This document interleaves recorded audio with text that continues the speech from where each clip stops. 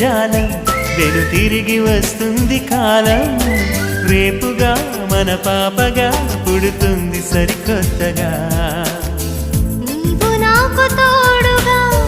నేను నీకు నీడగా ప్రతి రేయి తీయగా పిలుస్తోంది హాయిగా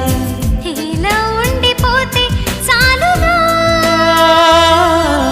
నువ్వంటే నాకిష్టమని అన్నది నా ప్రతి శ్వాస నువ్వేలే నా లోకమని అన్నది నా ప్రతి ఆశ